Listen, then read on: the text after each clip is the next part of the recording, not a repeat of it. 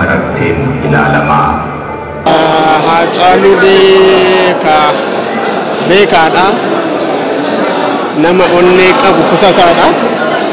Nama cimaa beekumsaanillee hojii isaatinillee qaroodha. Nama cimaadha. Mucaa fiigee yookiin immoo hojjetee osoo hin quufiin karaatti hafedha. Haacaaluu ka ija ogummaatiinis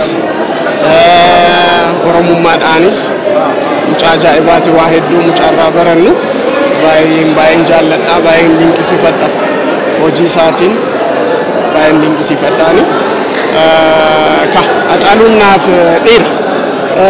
Awwaardiin dhugumatti aartii Oromootiif awwaardii hedduutu nu barbaachisa akka awwaardiitti. Akka awwaardii Haacaaluutiin immoo Haacaaluu kan ittiin yaadannu, Haacaaluu kan ittiin leellifnu, waan inni eegale aartii keessatti dhugumatti lafee dugdaati jechuu dandeenya. Karaa qabsootiinis karaa aartiitiinis. Haacaaluun ittiin leellisuudhaaf, ittiin yaadachuudhaaf, hojiin isaa immoo hojiin aartii inni itti dhama'aa ture, ittiin beeknuuf, ittiin jaallannu akka itti fufu awwaardiin Haacaaluu immoo gahee guddaa ba'a jedheetii yaada. Barbaachisummaan isaas guddaadha. Kanaafiyyuu